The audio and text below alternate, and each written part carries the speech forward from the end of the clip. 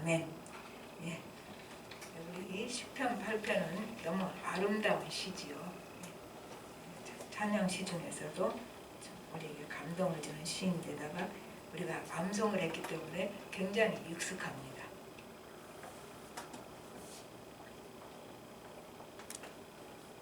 자, 1절에는 1절 시작이 여호와 우리 주여 주의 이름은 온 땅에 어찌 그리 아름다운지로 시작합니다. 그래서 창조주 하나님의 위대하심을 찬양을 하지요. 그래서 주의 이름을 먼저 찬양합니다. 그러면 주님을 찬양을 왜 주의 이름을 찬양하는가? 그게 같은 의미예요. 주의 이름은 본질과 그때 유대인의 그 사상 속에서는 이름이라는 것은 이제 본질과 지위와 성품을 나타냅니다. 그래서 주의 이름을 찬양한다는 말은 주님을 찬양한다는 말과 하나님 자체를 찬양한다는 그 말이 됩니다. 시편 22편 3절에서는 이스라엘 찬송 중에 계시는 주여, 주는 거룩하십니다. 그러니까 이스라엘 찬송 중에 계시는 주, 그 말은 찬양은 하나님의 임재를 초청하는 것이에요. 그러니까 하나님은 늘 오라 우리가 서로 변론하자, 이제 오라, 값없이 돈 없이 오라 막 이렇게 나오잖아요. 항상 하나님은 우리를 초청하시는데 이 찬양은 우리가 하나님을 우리 임재 속에, 우리 모임 속에 하나님의 임재를 초청하는 것입니다. 참 좋습니다. 그래서 온 땅에 그 말은 창조주신 하나님의 뛰어난 솜씨가 또 그 아름다움이 온 땅 도처에 배어 있다, 그런 말이 되죠. 그래서 온 땅에 그렇게 되고, 그 다음에 주의 영광이 하늘을 덮었나이다. 이 말은 이 땅은 그 하나님의 성품과 아름다움과 영광을 다 담기는 너무 비좁아요. 그래서 최고 영광을 표현하는 그런 말이 됩니다. 그래서 이제 그러면 굉장히 시인이 평안한 가운데서 이렇게 아름다운 찬양을 드리는가? 그건 아닌 것 같아요. 2절 보십시오. 주의 대적으로 말미암아 이렇게 나옵니다. 그러니까 그 말은 지금 모든 것이 평안한 가운데 하나님을 찬양하는 것이 아니고 대적자가 있는 고통 속에서도 하나님의 아름다우심을 찬양하고 있습니다. 그러니까 예수 믿는다는 것은 망상에 빠져서 공중 날아다니는 거 아니에요. 그래가지고 그 공중 속에서 하나님을 찬양하고 공중 속에서 말도 안 되는 망상을 쫓아가는 것이 아니라, 그것이 아니고 세상을 현실적으로 정확히 보는 거죠. 현실을 정확히 보고도 그리고도 하나님을 바라볼 수 있는 거죠. 그래서 신앙이라는 것은 우리가 현실 속에서 치열하게 열심히 살면서 그 삶 속에서 하나님의 손길과 하나님의 다스리심을 우리가 체험하는 거예요. 그렇지 기도원가야 물론 잠시 동안은 괜찮아요. 근데 늘 그렇게 이상한 세계 속에 사는 사람들 있어요. 삶은 아무 관계없이, 자기 삶하고 아무 관계없이 머릿속으로 신앙을 망상 속에서 그 현실과는 전혀 동떨어진 말도 안 되는 그런 이제 환상 속에서 계속 몇십 년이고 사는 사람도 있습니다. 그건 믿음 좋은 거 아니에요. 신앙은 현실을 정확히 짚어보고 정확히 알고 그 속에서 누구보다도 열심히 최선을 다해서 사는 사람들이 그 속에서 하나님을 체험하는 거다, 그 말이죠. 그러면은 여기서 시인이 하나님의 손길을 느끼고 하나님의 다스리심을 느꼈어요. 근데 그것이 무엇이었는가? 여기 지금 시편에서는 그렇게 나온 거죠. 2절 보십시오. 주의 대적으로 말미암아 어린아이들과 젖먹이들의 입으로 권능을 세우시며, 이렇게 됩니다. 이걸 깨달은 거죠. 어려움 속에서 하나님이 어떻게 하나님의 손길로 우리를 다스리는가를 체험한 것이 뭐냐면은, 하나님은 그 대적자들을 어린아이들이나 젖먹이같이 이런 약한 자를 통해서 이기게 하신다, 그런 의미죠. 그래서 약한 자 통해서 강한 자를 이기게 하시는 하나님을 보게 되는 거죠.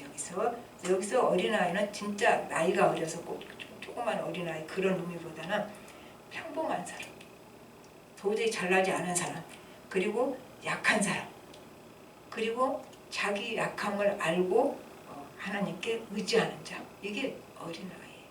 그러니까 우리가 어린아이 같아야 되는 거죠. 내가 약함과 나의 무능함과 나의 부족함을 알고 하나님께 온전히 의지하는 자, 우리가 어린아이 같아야 하나님과 깊은 교제가 이루어질 수 있는 거죠.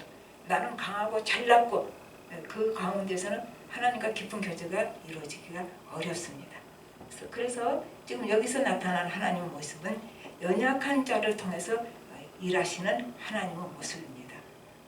이런 경우에 연약한 자가 하나님의 능력으로 이겼으니까 거기에서 하나님의 능력을 보는 거죠. 그리고 하나님을 인정하게 되는 겁니다. 저 연약한 자가 뭘 할 수 있을까? 그렇게 봤던 사람들이 하나님의 능력으로 이루어진 것을 보고 그 속에 역사하시는, 그 사람 속에 역사하시는 하나님의 능력을 인정할 수밖에 없다는 얘기입니다. 그리고 이 연약한 얘기가 4절 5절에도 한번 보십시오. 5절 한번 보십시오. 그를 하나님보다 조금 못하게 하시고 영화와 존귀로 간을 씌우셨나이다.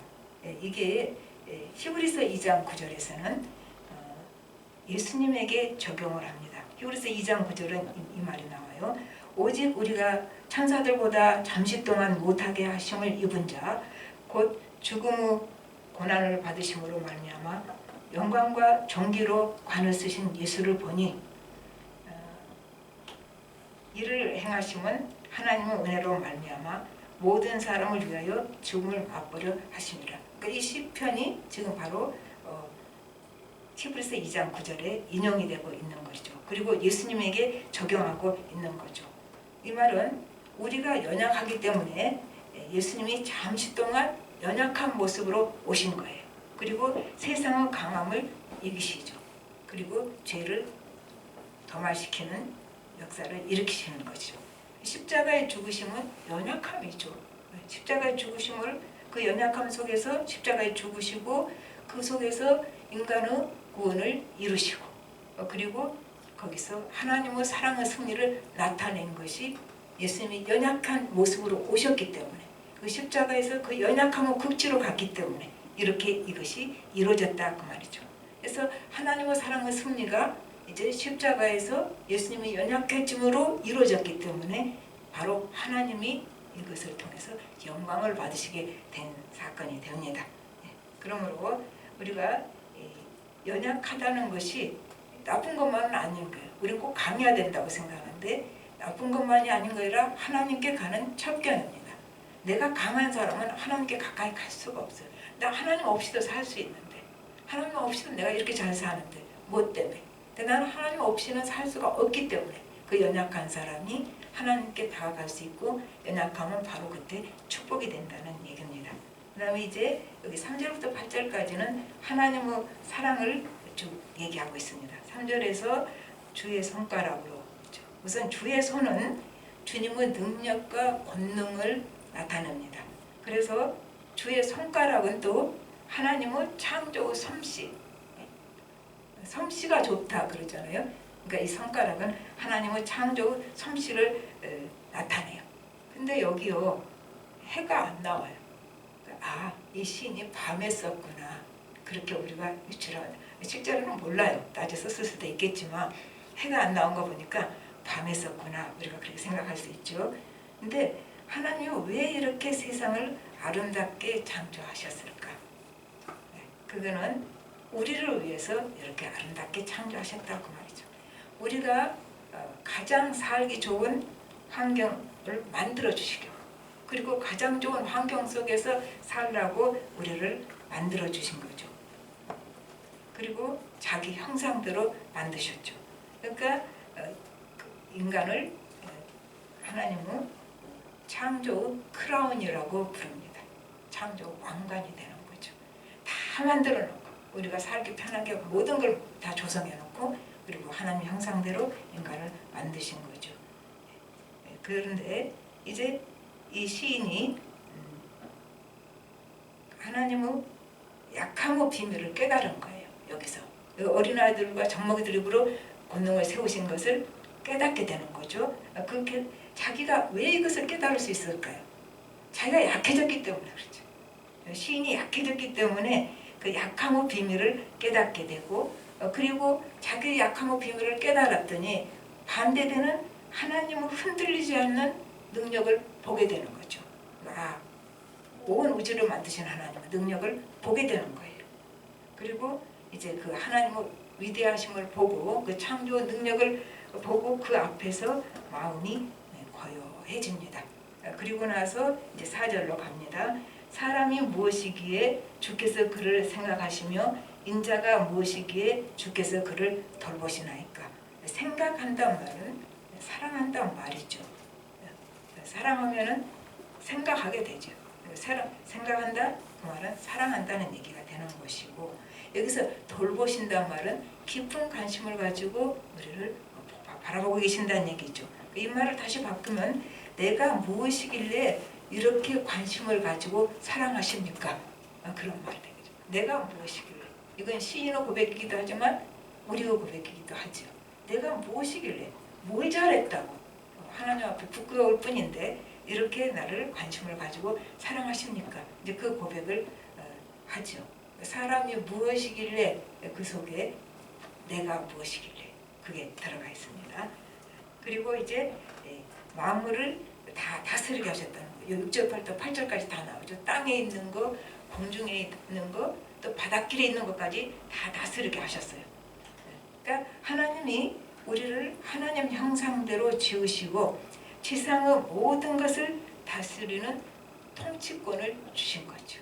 그러니까 우리에게 이 통치권을 주셨는데, 근데 지금 그래요?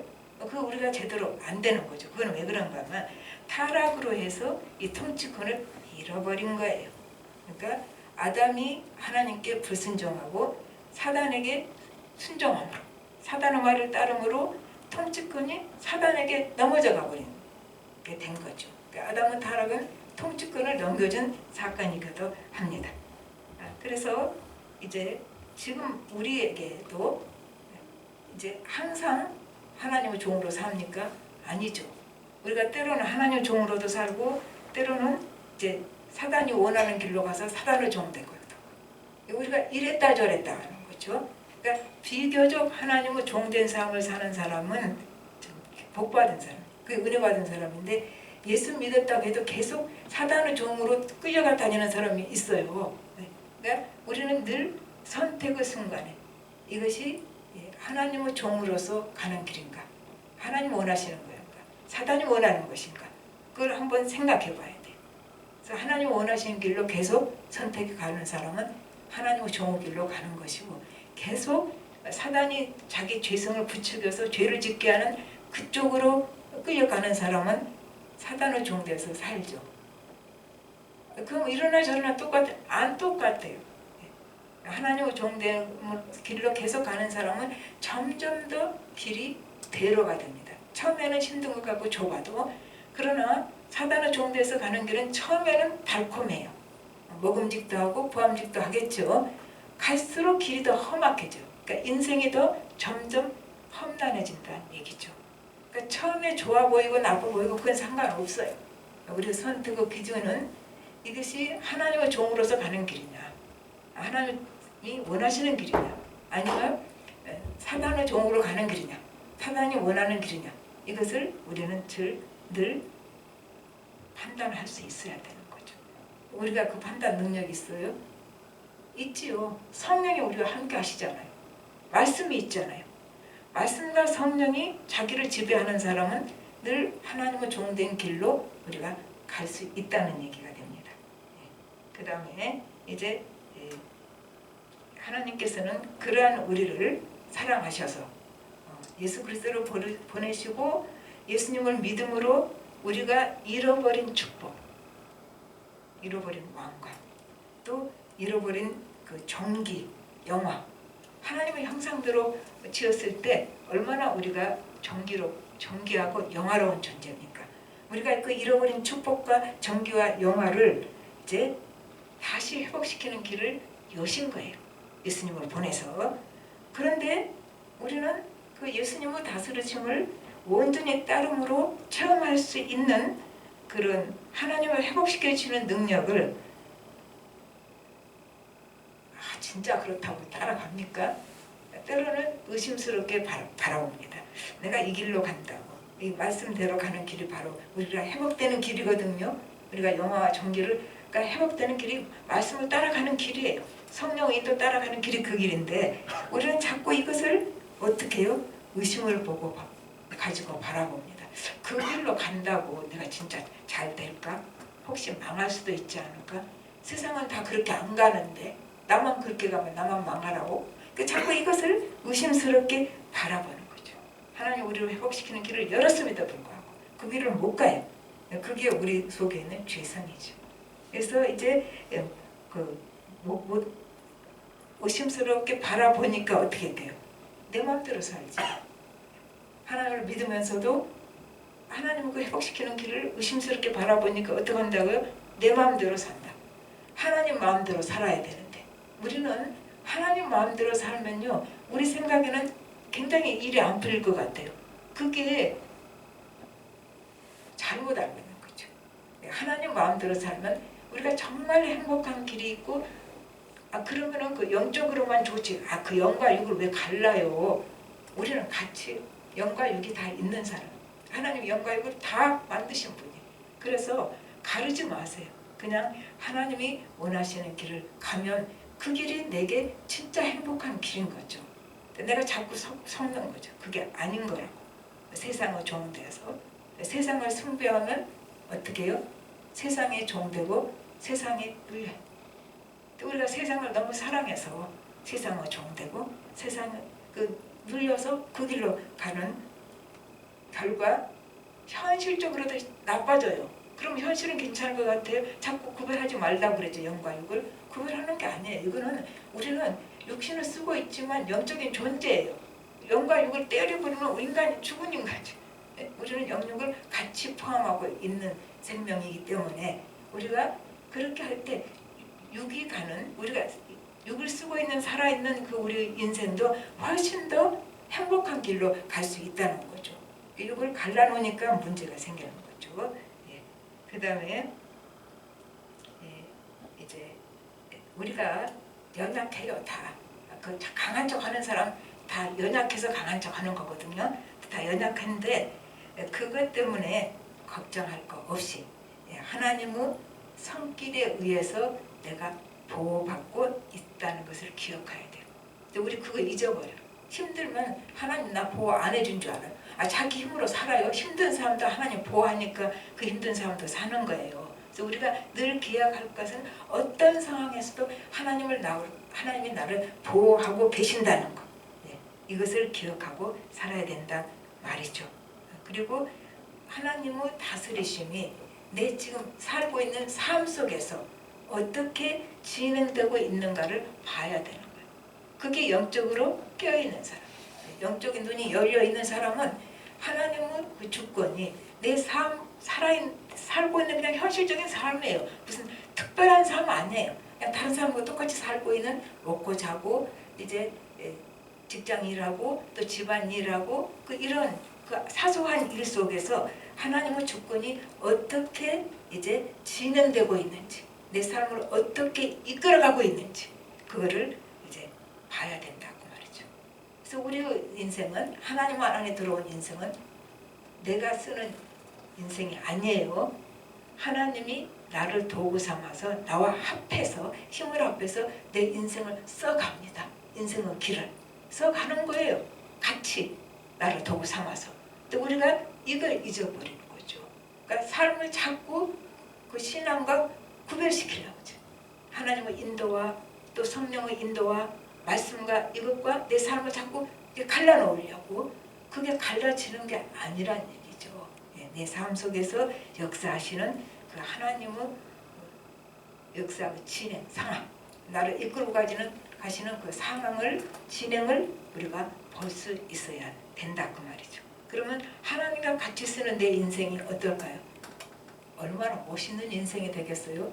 지금은 초라해 보여도 끝은 참 아름다운 인생이 된다는 믿음이 우리에게는 필요합니다. 참 그러고 보면 우리가 믿음이 없어요. 그걸 우리는 인정해야 되는 거죠. 이제 다윗은 고난 속에서 이 찬양시를 적었어요. 대적이 있는 상황이잖아요. 근데 고난 속에서 하나님의 사랑의 깊이를 깨닫고 하나님의 사랑의 프로포즈를 이제 들을 수 있었어요. 늘 하나님이 우리를 사랑한다는 사랑의 고백을 하나님은 끊임없이 우리에게 들려주십니다. 그거를 언제 들을 수 있느냐면 이제 고난 속에서 그 프로포즈를 들을 수가 있어요. 그렇게 갑니다. 근데 이제 하나님의 사랑을 깨달은 자, 그리고 하나님을 사랑하면 거기에 감격이 있습니다. 하나님 나를 이렇게 사랑하시는구나. 내가 정말 하나님을 사랑해요. 그 속에는 감격이 있고 이 감격이 감동을 주는 찬양을 낳습니다. 그냥 우리가 입으로 목소리로 찬양하는 게 아니죠. 하나님이 나를 사랑하시는 걸 알고 내가 그 사랑을 내가 사랑하고 거기서 생긴 감격으로 나오는 찬양, 그게 진짜 찬양이죠.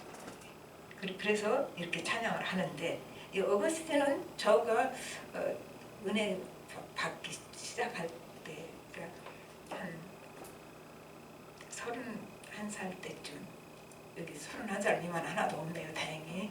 그때쯤 그 어거스틴이 한 말이 다 잊어버렸는데 그거는 나는 기억이 나요. 이제 만익에 빠지고 또 뭐 방탕하고 뭐 이런 상황 속에서 사생아도 낳고 이 속에서 어거스틴이 주님의 사랑을 깨닫게 되지요. 그리고 어거스틴이 고백을 합니다. 아름다우니여 내가 어찌 이제야 주님을 사랑하게 되었습니까? 굉장히 그거는 그 심령 속에서 나온 얘기였기 때문에 그 말 자체가 우리에게 감동을 주더라고요. 왜 이제야 내가 당신을 사랑하게 됐습니까?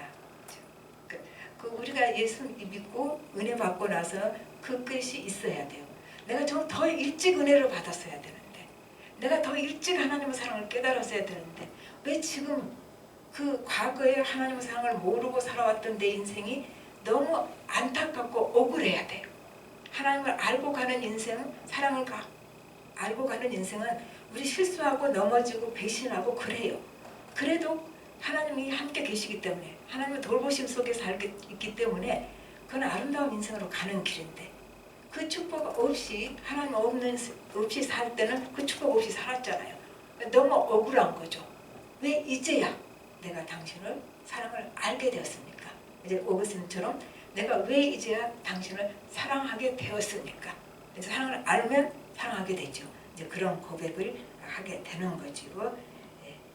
이제 이사야서 43장 21절 우리 다 아는 거.